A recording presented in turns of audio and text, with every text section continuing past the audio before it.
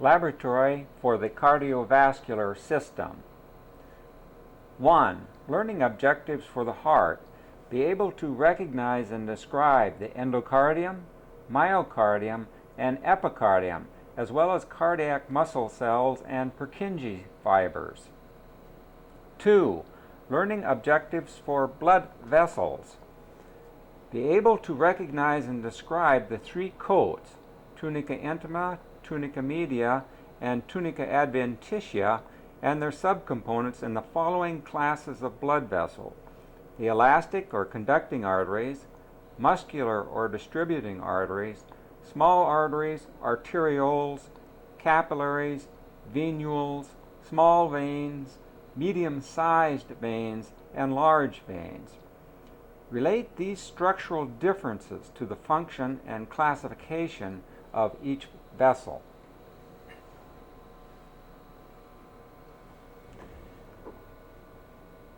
The field of view is a portion of heart wall stained with an iron hematoxylin and eosin stain. What this scanning illustration demonstrates is a region of the endocardium. This thin connective tissue layer is being traced by the pointer, and at increased magnification it can be demonstrated that this surface is indeed covered by or lined by an endothelium. So this layer that extends from where the tip of the pointer is now illustrating to the lumen is indeed the endocardium. The remainder of this huge muscle wall, as indicated by the pointer, is a portion of the myocardium, which of course consists of cardiac muscle. Now, if one courses slowly through the muscle wall, note that the arrangement of the cardiac muscle cells in various bundles or tracts or trains of cells cut at a variety of different directions as these cardiac muscle cells and their associations form sort of an interwoven pattern throughout the muscle or myocardial wall. Here they're cut somewhat crossways, here they're cut longitudinally, here they're more obliquely in section. And this is the type of pattern one sees as one goes through the myocardium. We're still in the myocardium. You can see it is also associated with larger vessels that are supplying it, obviously. And finally, we get to the exterior wall, and this is the appearance of the epicardium, that layer that's on the exterior surface of the heart wall. It consists mainly of fat and a loose type of connective tissue. It too will be surfaced by a simple squamous type of epithelium, but in this particular case it'll be the mesothelium that is lining the pericardial sac. So you have a visceral and a parietal layer of this pericardium. The epicardium is that visceral layer of the pericardium.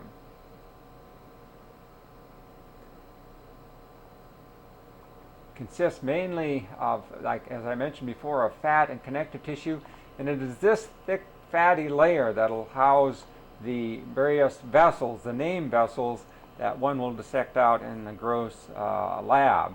So when the students are digging out those vessels, those named vessels, and tracing them on the exterior of the heart wall, which indeed what you are actually digging in is this epicardial layer. In this particular case, it's fairly thin. So let's retreat now, again noticing the interwoven pattern, the arrangement of the cardiac muscle cells through the myocardium. You can see the various directions this interwoven muscular pattern takes. And then beginning with the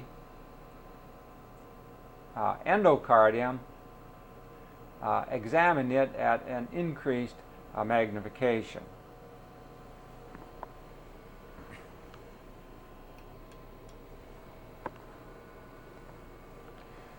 This is a demonstration of the endocardium seen at a slight increase in magnification.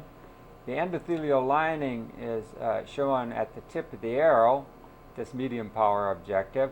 So the epicardium, or endocardium, it extends from where the tip of the arrow is now pointing to its association with the underlying cardiac musculature of the myocardium. So this layer from here to about here, here to here, here to here, is typical endocardium. Now, as one courses through these particular regions, in the endocardium, one will oftentimes find bundles of the conducting portion of the cardiac system, and this is a small bundle of Purkinje cells. These large modified cardiac muscle cells specialized not for contraction, but for the conduction of impulses and coordinating the activities of the myocardium of the heart. So this again is endocardium. The endothelial lining can be seen at the tip of the pointer. This residual spotty type of material are erythrocytes that have been stained black with this particular stain. One can see it's quite common to find within the endocardium adipose cells, or these white fat cells. This is typical myocardial or cardiac muscle cells of the myocardium here. These are the Purkinje cells. There's 1, 2, 3, 4, 5, perhaps 6 of these very, very large conducting cells.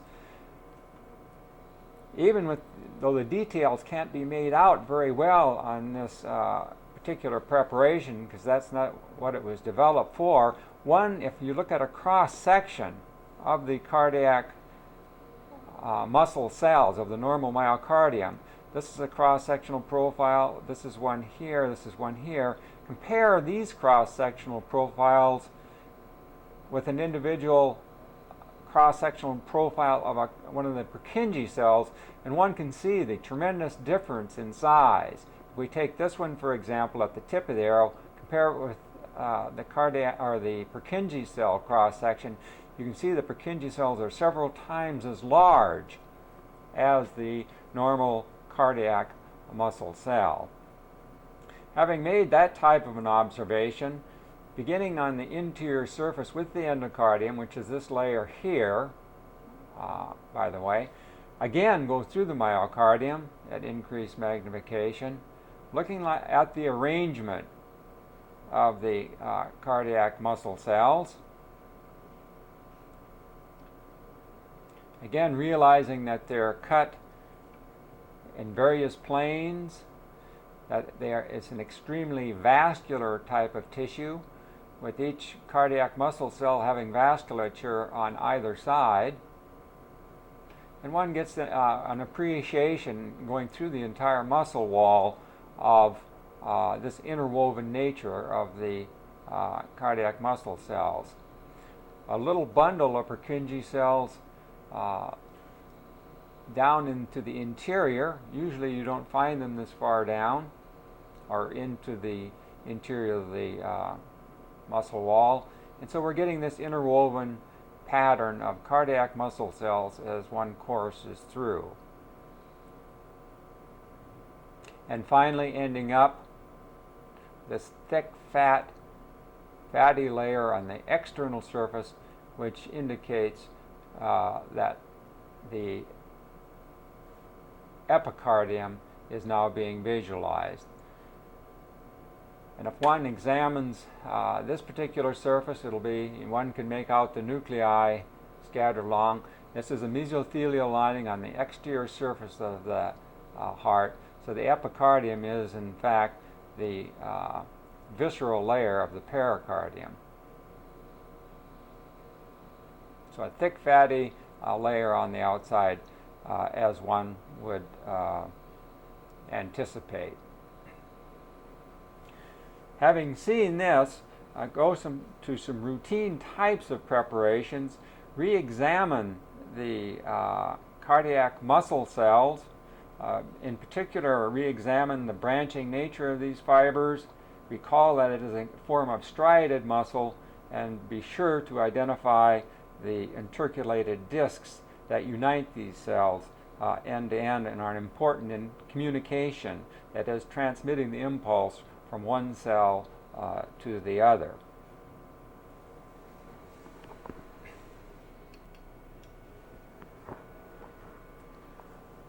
Once again, this is a special preparation of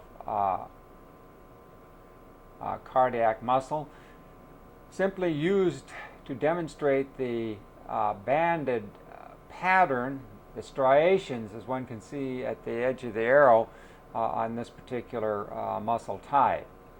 Review the elements of cardiac muscle, that is, namely, it has a centrally positioned nucleus.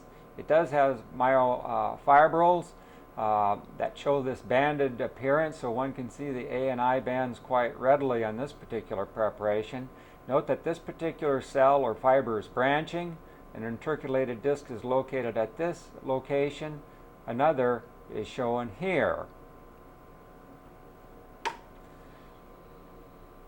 If one continues down this particular cardiac muscle cell, one can appreciate this particular one is binucleate, a rather unusual occurrence, the second nucleus appearing here, and then finally the intercalated disc where it joins another cardiac muscle cell located at the end of the pointer.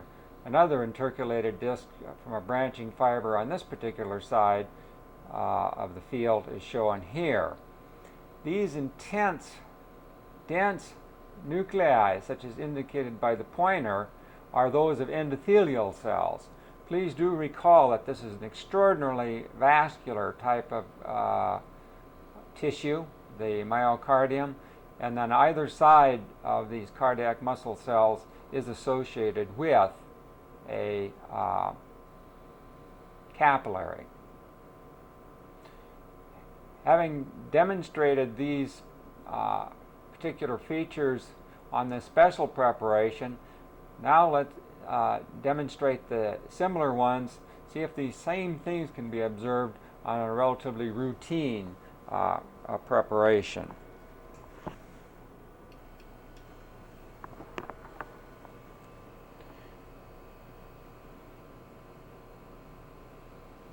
Typical cardiac muscle cells using a routine or hematoxin and eosin preparation. This particular cardiac muscle cell extends from where the tip of the pointer now indicates, and you know that's the end of the cell because this is an intercalated disc, to about this level where another intercalated disc crosses the field. One can make out barely the myofibrils and the striated or banded appearance of the cell as well in this particular preparation. Once again, the gaps in these dense staining nuclei are endothelial cells as capillaries surround these individual muscle cells. If one courses along, you can see out the myofibrils quite well filling the interior of the cardiac myocytes or cardiac muscle cells. And again, intercalated discs, even though we're not seeing the cell cut perfectly throughout its entire length.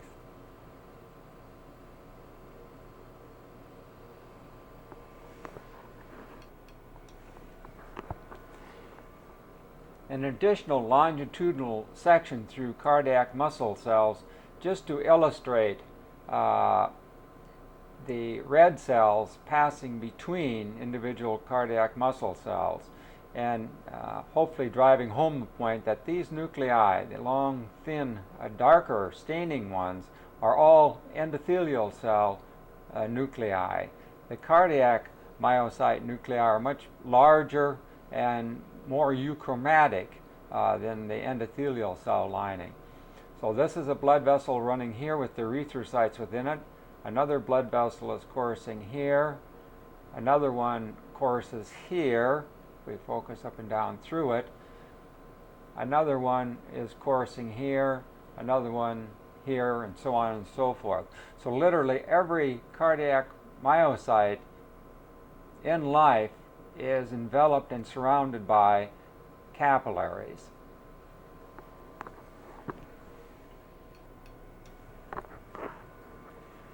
Having reviewed the morphological features of a longitudinal section of cardiac muscle, one should also briefly review the characteristics of cross-sectional profiles of this particular muscle type. The entire field illustrates cross-sections of the cardiac myocyte or muscle cell.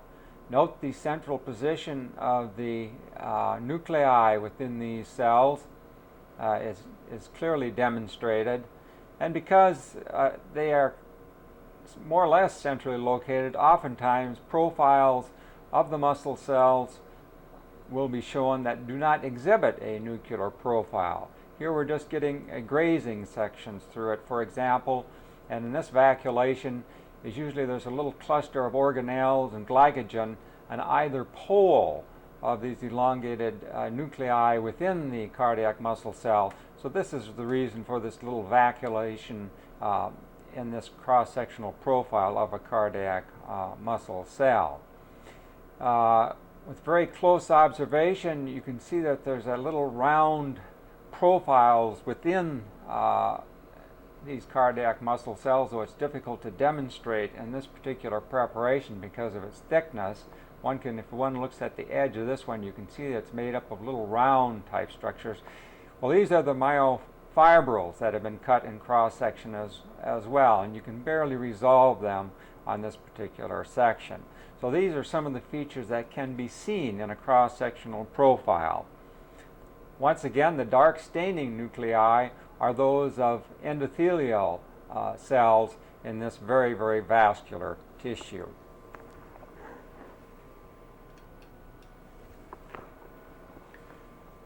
This is a region at increased magnification of the interior of the heart using a routine preparation. So this bright staining orange type of material is the light collagen fibers of the endocardium. With close observation and a little bit of focusing, one can make out that this surface is lined by an endothelium. So the endothelium plus this connective tissue layer from here to here forms the endocardium of the heart. By far the majority of the wall of the heart is made up of the myocardium. So these are endothelial cell nuclei, the cytoplasmic boundaries. One can examine at increased magnification at your own time. Now, these are longitudinal sections of ordinary cardiac muscle cells. As one can see, in this particular region, they're running lengthwise. And within the endocardium, this is where one should look. One should find these large vacuolated cells. A nuclear profile is showing this one. So this is a cross-sectional profiles of a bundle of Purkinje cells once again. The reason they're so light staining and sort of flocculent or fluffy in appearance is that these particular cells not only are large, but they're filled with a considerable amount of sarcoplasm, rich in glycogen, and they only show a few myofibrils that usually have a peripheral location within these particular cells. So these large cells, as indicated by the pointer and cut in cross-section in this particular case, are the Purkinje cells, most often found with greatest abundance within or just beneath the endocardium, which is shown here, and then you can see the endothelial cell nuclei lining this particular structure. Once again, these Purkinje cells are several times the size of ordinary cardiac muscle cells. We're just tracing the endocardium. You can see it's pretty similar all the way along its length, and Just to demonstrate once again, another small bundle of Purkinje cells. These conducting are fibers that conduct the impulses. You can see they're located with considerable abundance. Here we're running into some more that are lying in the endocardium, which extends from where the tip of the arrow now indicates to this, even though it's rather oblique or an off-angle type of cut, just to give you an idea of the size of these particular cells and their relative abundance. And here we're getting into some that are cut more obliquely as they're lying at this particular location. So these are the Purkinje cells. Be sure these have been identified, and you can recognize them in the routine type of preparations. I think perhaps the best example, or this small group, as seen in a cross-sectional profile.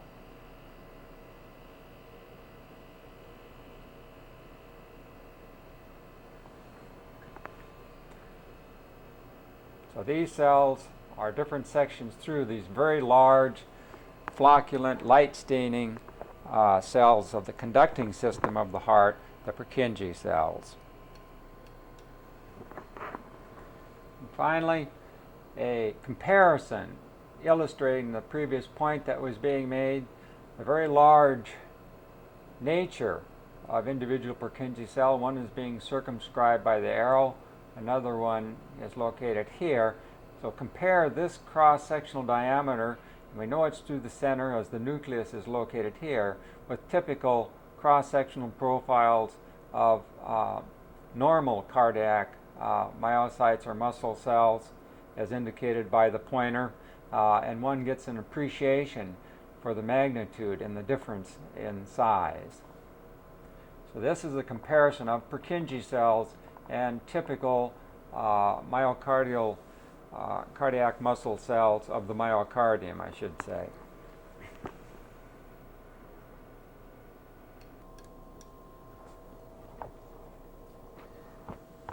Having completed an examination of the heart, begin an examination of the blood vessels, beginning with the arteries.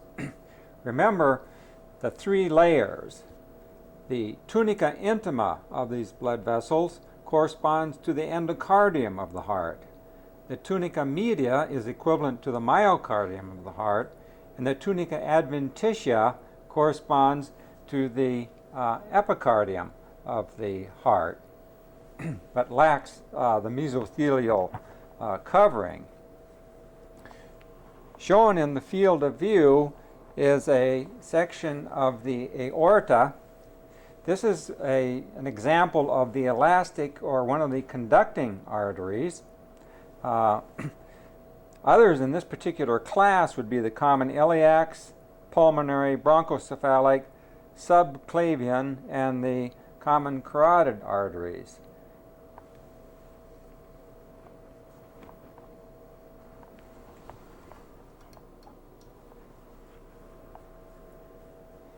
A major feature of this type of artery is the width or diameter of the lumen, which in comparison makes the wall of the vessel appear somewhat thin. And one can view that as we use the scanning objective to trace around the circumference of this particular vessel, in this case the aorta.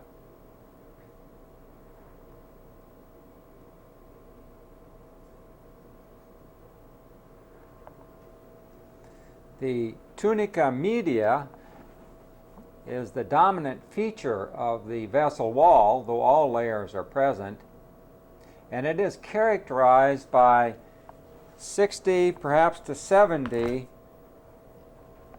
elastic laminae. These may reach a diameter of 2 or 3 microns in thickness and are spaced about 10 to 20 microns apart. On close observation, we'll see that there's a fibromuscular type of material in between these successive elastic laminae.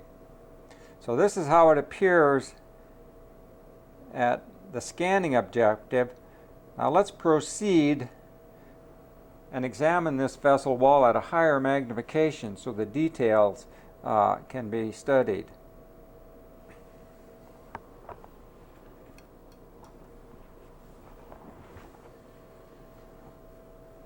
This is an example of the aorta as seen at increased magnification. The lumen, of course, is shown here, and the pointer indicates the endothelium and endothelial cell nuclei, or nuclei of endothelial cells lining the luminal surface. The endothelium, together with this underlying connective tissue to about this elastic membrane as shown at the tip of the pointer, constitutes the tunica intima, corresponding to the, as we mentioned before, the endocardium of the heart. So beginning about this point here, where the tip of the arrow indicates, we enter into that huge media, made up of a sort of a muscle wall, an open spiral that courses around, that's hard to visualize here, and separated by elastic laminae. Some of those elastic laminae in this routine preparation are showing here these thin undulating strands. Remember, the elastic laminae are sheets of elastin that surround the circumference of the vessel lumen, empowering this particular vessel to withstand the surge of blood coming from the heart, and as a protective mechanism, and also allows this vessel, once it has expanded, to go back to its normal dimensions. Most of the nuclei seen here at various angles, most but not all, are smooth muscle cells. The others are fibroblast nuclei that lie between. Those spaces are regions between the elastic laminae. Remember, the elastic laminae are probably going to, these sheets, there's probably going to be 50 to 60, maybe even 70, depending on the section. And those are these homogeneous undulating strands shown at the tip of the pointer.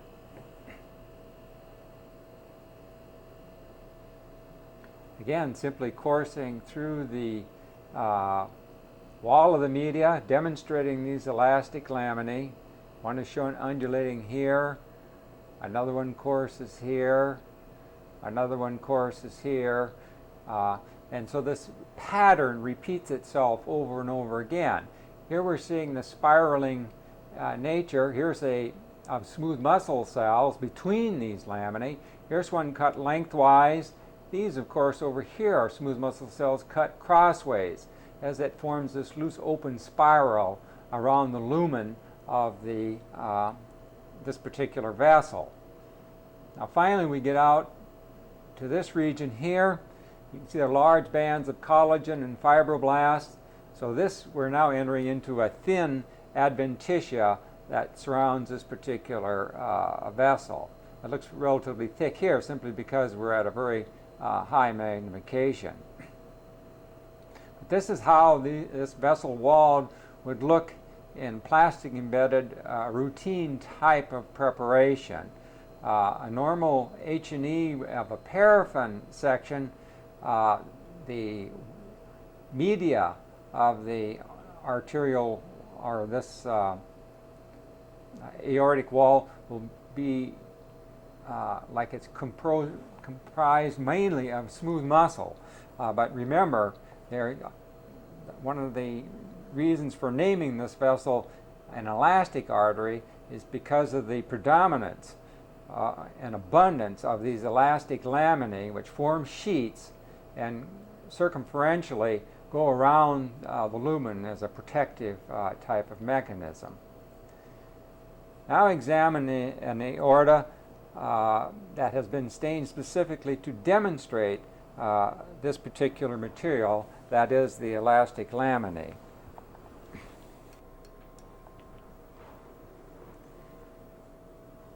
This particular preparation is a section of the aorta that has been stained to demonstrate the elastic laminae. The intima is shown at the pointer, again consisting at this relatively low mag, you can't see it very well, of an endothelium and an underlying small connective tissue which forms the rest of the tunica intima. So the tunica intima goes right about to where the tip of the pointer is. The intima is relatively thin, consisting of a endothelial layer and then the intimal connective tissue that supports it. The media is the predominant feature, once again, of the wall of the conducting vessel, the aortic wall. And because this particular section has been stained to demonstrate the elastic laminae, other histological features have been lost or much subdued. Nonetheless, one can see the number of elastic laminae, as indicated by the tip of the pointer, and follow this sort of squiggling or undulating course throughout the field. So this is one, there's one here, one here, one here, one here, and so on and so forth. Now the gaps between these elastic laminae, which number between 60 and 70 in some of these major vessels, is smooth muscle and connective tissue, with smooth muscle cells being the predominant feature. We'll go back and look at that after coursing through the vessel wall. So this nature or this structure repeats itself histologically time and time again until finally one goes to the connective tissue at about this level as indicated by the pointer, and this material here is all collagen primarily and forms the adventitia, and there may be a little bit of fat associated with it as well. A small arterial artery at the tip of the pointer is an example of one of the vasa vasorum. These vessels are so large, that is the conducting vessels, such as the aorta, that they need a vascular supply of their own, usually coming from neighboring vessels to supply the wall and the musculature of this particular organ. So this would be a very small artery here. One can see an arteriole extending here, and then perhaps going down in to supply a portion of the media. Vasa vasorum, and you will find these vessels primarily in the adventitia surrounding these large elastic or conducting type arteries. Elements of the vasa vasorum as seen at increased magnification. This is a small artery. It probably has 3 muscle wraps associated with it. You can see an endothelial cell nucleus and just a remnant of the internal elastic lamina. So this vessel extends from here to here as a small, or the smallest of arteries within the adventitia of the aorta. This small vessel extending from it here is at the caliber of an arteriole. It has about maybe 1 or 2 smooth muscle wraps associated with it. So these are elements of the vasa vasorum that are the vascular supply to these very large vessels. Now if we course towards the interior and re-examine this particular structure at increased magnification, several features can be visualized once again. First of all, these are the elastic laminae. Remember, there are maybe 50 to 70 of these. These can be united or interconnected by elastic fibers. Remember, these are sheets of elastin once again. And with very close observation, one can make out the smooth muscle nuclei and the gaps between these elastic laminae. The nucleus is showed in here, one of these smooth muscle cells on this special preparation. Another shown here, another one here. Remember, the cytological detail, or the histological details, have been sacrificed of the remainder of this vessel wall, or the constituents thereof, to demonstrate the elastic laminae because of their importance to these particular vessels functionally.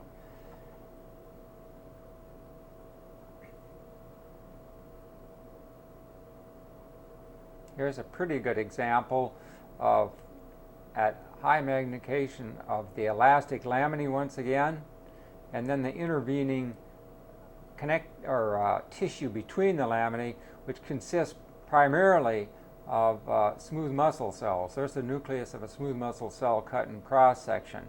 So with very careful observation, one can indeed make out the nuclei of the smooth muscle cells as they form a more or less open spiral around the lumen and between the elastic laminae.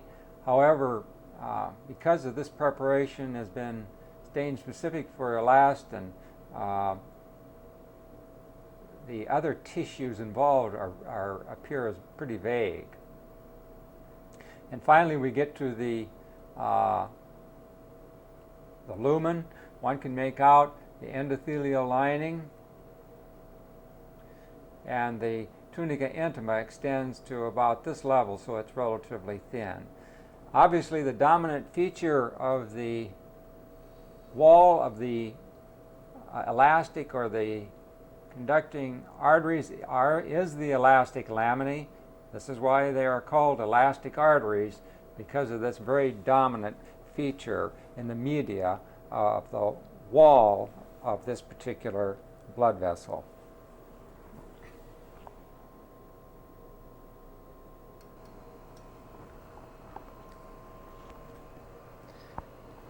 This particular vessel is a muscular or a distributing artery.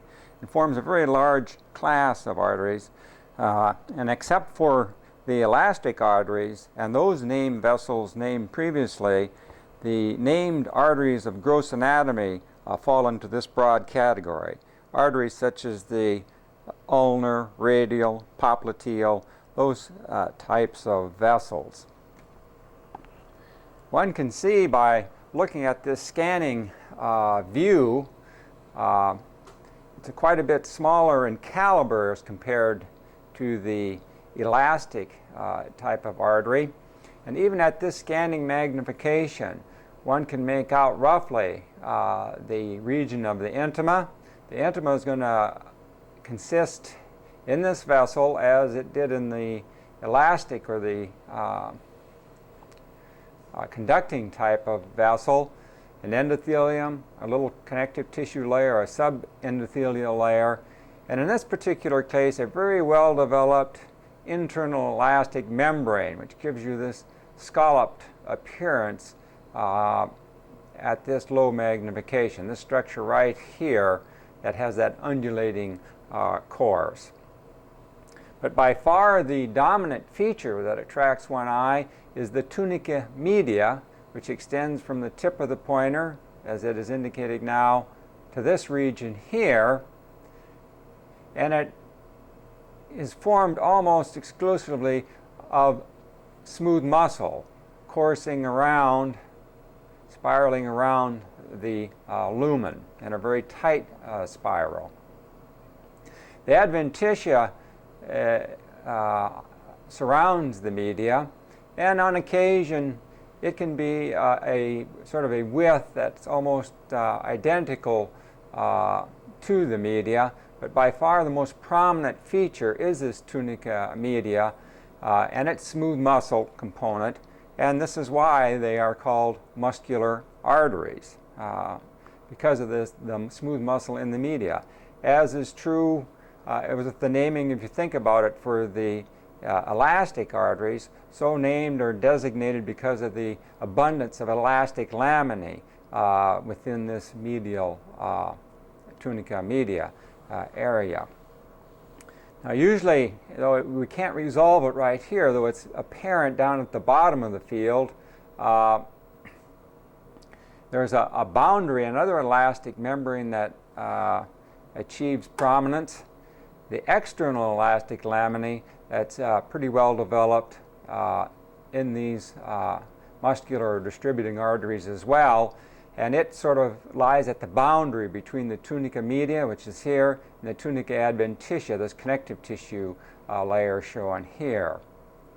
So now let's go and examine these particular vessels at increased magnification. This is a hematoxin and eosin preparation, another one of the plastic preparations to show what a routine preparation will look like. Then we'll compare this with one that's stained for elastin and look at the very same features.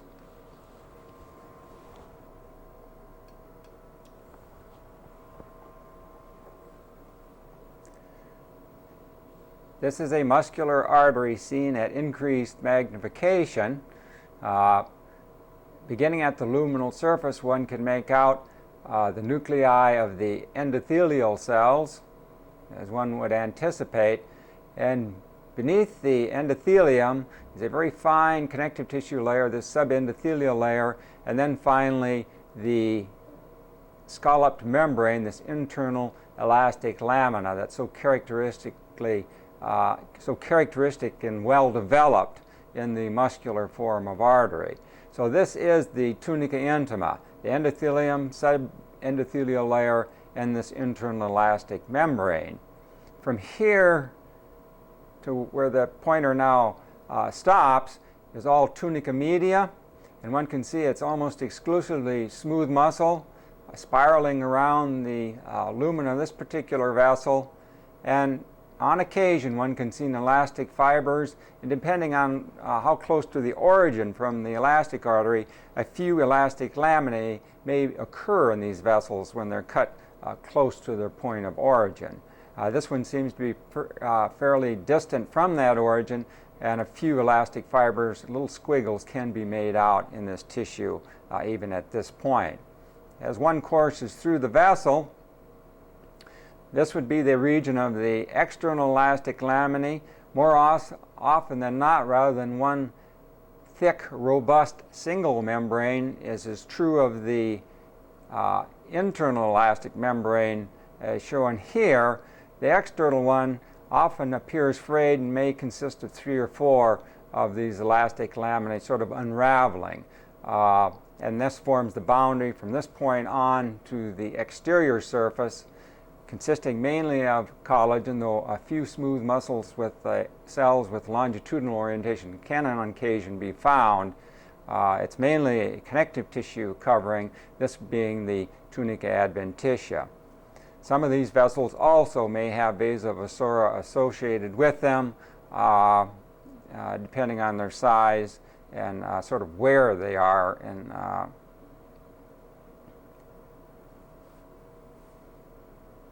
where their location is, what they're actually supplying.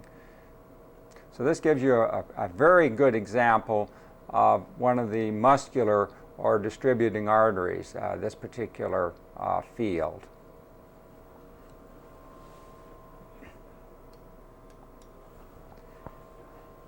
Just a very quick look at the highest magnification, once again running through the layers of a muscular artery. The endothelial cells form a single layer, of course, lining the luminal interior. There's a subendothelial layer of a very fine connective tissue just beneath them and supporting this endothelial lining. Then the internal elastic laminae.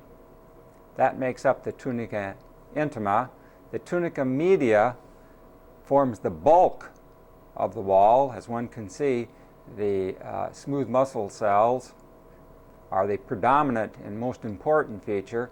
A few elastic fibers and occasionally laminae will persist. The external elastic laminae form a boundary between the tunica media here and the tunica adventitia on the exterior surface. And one can see as we go to the exterior surface, made up of coarse collagen fibers and scattered fibroblast nuclei, and other cells, probably some smooth muscle cells scattered, but not in predominance at all. They come and go in this particular layer, are highly scattered. Like if we took another field, some of these aren't present. So there are some present, but they aren't a substantial number. And an occasional basophosaur will be located also in this adventitial layer. So this is the muscular or the distributing type of vessel or artery, seen at high magnification.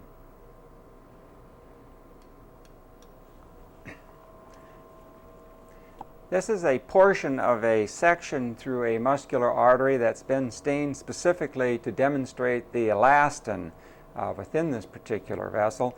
This is a muscular artery, but one that's been cut a little closer to the point of origin from one of the elastic vessels. Beginning at the lumen, the very same layers are demonstrated, of course. An endothelium on a subendothelial layer, that intense internal elastic membrane with its sculpt appearance, much more readily visible with this particular preparation. And then the media, which extends from here to where the tip of the pointer now indicates. There are a few elastic laminae still present, but not as well developed and as robust and as abundant as in the elastic or the conducting artery. The field is going to be primarily of smooth muscle, as is characteristic of a muscular artery. And you can see there are also little elastic fibers are taking over from the laminae as the elastic laminae slowly disappear. The external elastic laminae sort of forms a single here and is at the boundary between the adventitia and the tunica media, which is occupying this area. So this is another muscular artery, but one that has been stained specifically to demonstrate the elastin, and the other morphological features are not obvious in this particular preparation. So it does have an advantage. You get a better idea of the elastic tissue that still remains within many of these muscular or distributing arteries.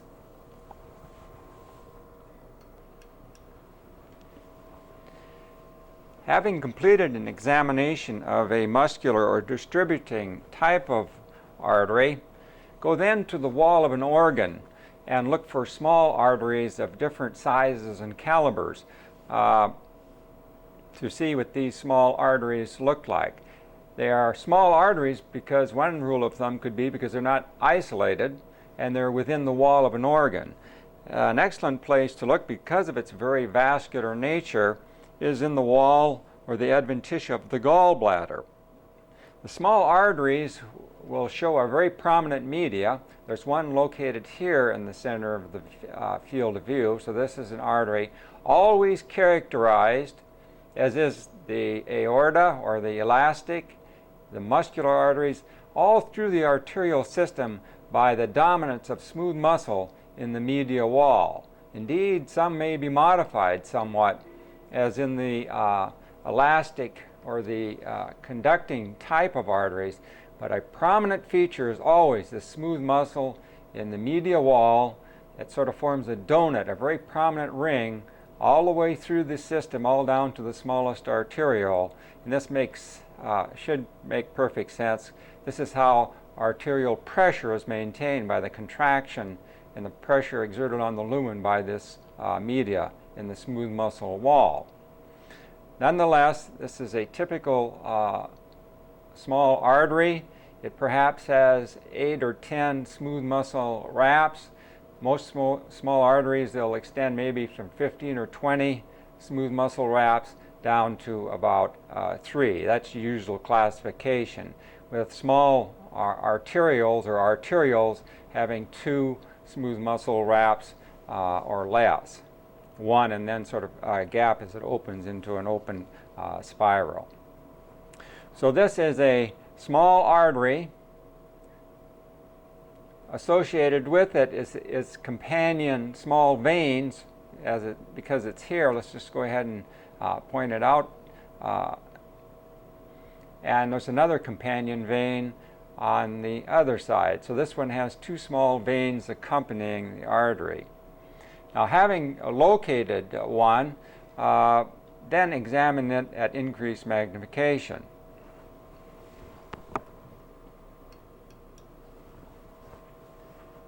The same small artery seen at increased magnification. The three tunics are obviously present. The tunica intima, consisting of the endothelial lining, and though it's just barely visible, the internal elastic laminae, and between these two elements, a thin subendothelial supporting layer. The tunica media, which is the dominant feature, and consisting of, let's say, 1, maybe 2, 3, 4, maybe 6 smooth muscle cell layers, and then, of course, the surrounding connective tissue, about the width of the arrow, the adventitia, that anchors this particular vessel into the surrounding tissue of the organ, and which in this case is the gallbladder.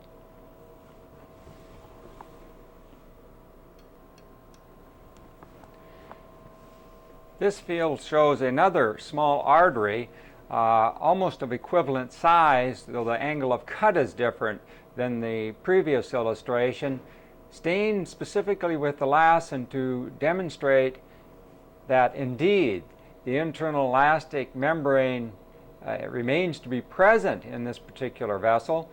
Here's the media making up the smooth muscle wall, as indicated by the pointer. Again, 5 or 6 smooth muscle cell layers thick, and also shown is a rather robust and still being retained the external elastic lamina, and then of course the surrounding adventitia, as illustrated by the arrow. So all the layers that were observed in the muscular artery are present, though smaller in size, in the smaller arteries within organs, and they will maintain their position until you get down to the very smallest of arteries. And even then, at the level of the arteriole, the internal elastic laminae will maintain its position, though it is indeed smaller.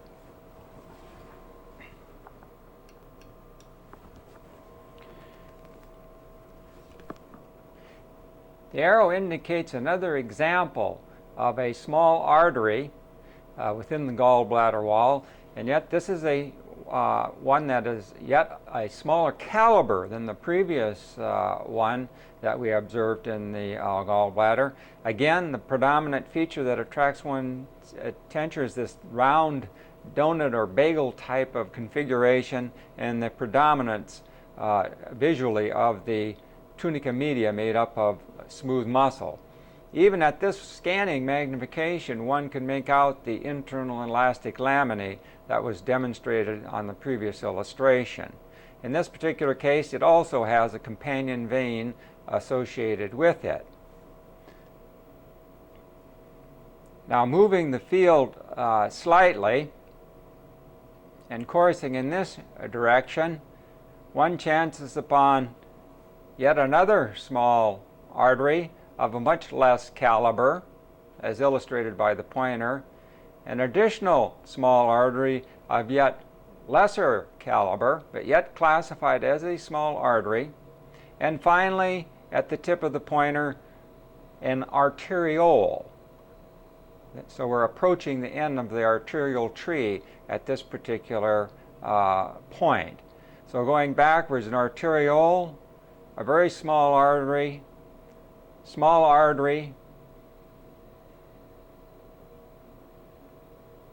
and another small artery here. So these all will show the predominance of the tunica media, characterized by smooth muscle, and all will show that retained internal elastic laminae.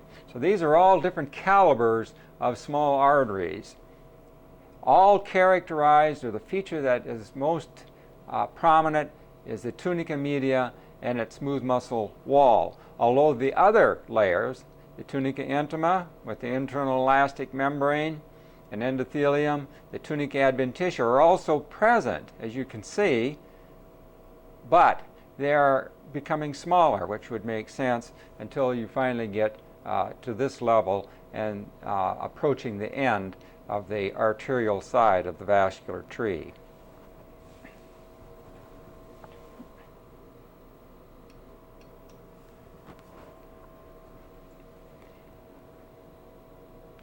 Just quickly repeating what our previous observation, this is a small muscular artery, internal elastic membrane still present, dominant feature, the media of the smooth muscle, characterized by smooth muscle. Companion vein shown there. A yet smaller tributary, still classified as a small artery, as is shown here. And once again, the dominant feature is that smooth muscle wall of the tunica media, even though one can visualize, even with the H&E preparation, the position of the internal elastic membrane. So it retains its position. A much smaller artery, a tributary perhaps of this particular vessel, making up maybe 2 or 3 smooth muscle wraps, or probably even larger, I'd say maybe even 3 or 4. And then finally, a rather typical arteriole shown at this position here.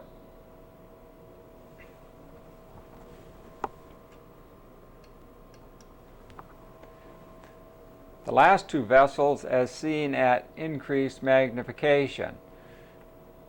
A small artery making up maybe of 3 muscle wraps,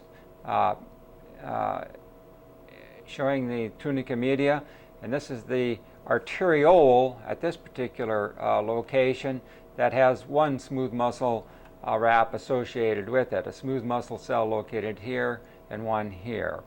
So this gives you a comparison of sort of a terminal small artery at this point and an arteriole located at the tip of the arrow.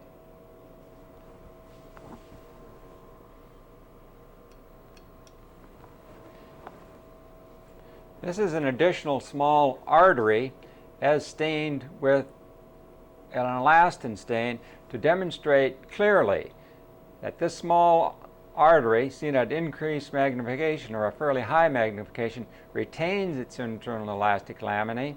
This particular vessel maybe has 3 or 4 smooth muscle wraps, and even at this particular point, the external elastic laminae is present, and then the surrounding adventitia. I'll move this field slightly so you can see fat cells coming into the field of view to give you a frame of reference for the size of this particular vessel, which is a fairly small artery. An additional very small artery of much lesser caliber than the previous one, maybe 3 smooth muscle wraps, showing you the disappearance of the external elastic laminae, though it may be present on this particular aspect of the vessel. But once again, the vessel itself is characterized by that prominent tunica media and its smooth muscle, and this particular illustration, the elastin, demonstrates the persistence of that internal elastic laminae, even this, for this small of a caliber of vessel on the arterial side.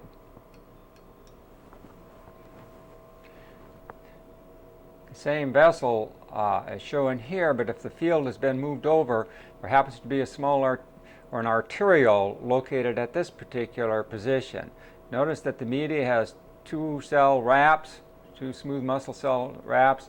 It looks fairly robust because even in these small arterioles, the media forms the major component of the wall, and it makes it look perhaps more robust than it really is. But note the persistence, again, with this elastin stain of the internal elastic laminae. So this is probably one of the smallest tributaries of a small artery, and that small artery category, so it would be the smallest caliber of the small arteries, and this is an arteriole showing you the persistence of that very prominent smooth muscle wall within the media, as well as the persistence of the internal elastic membrane, as indicated by the pointer. So this is the arterial side of the vascular tree.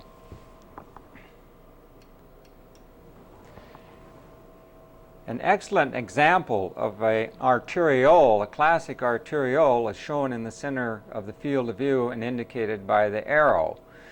This is a plastic type of section, so some of the details can be made out quite well. This is the arteriole here as seen at high magnification. It is lined by two endothelial cells, the nuclei which are shown here. With very careful observation, one can see the remnant of the internal elastic laminae at this particular position, and its wall is literally made up, or the media is made up of a single smooth muscle cell, the nucleus of which is indicated by the arrow, and the cytoplasm of this cell can be seen circumscribing the vessel wall. This is perhaps the same vessel but cut at a different angle as it's looped through the field, or maybe a neighboring one, showing a single smooth muscle cell, two endothelial cell nuclei or portions thereof, and you can see it's a slightly larger caliber. Both of these, however, would be considered classic arterioles.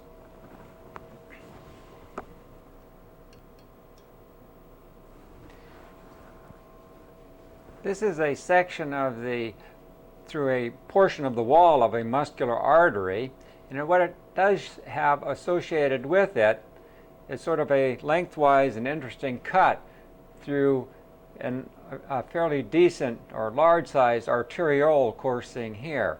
So this is an example of one of the vasa vasorum that are supplying the nutritional needs to this particular vessel.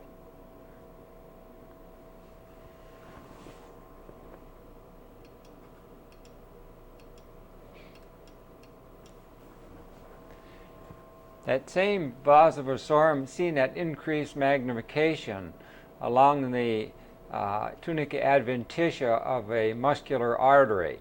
This is the vessel that's cut, and it's a small arteriole.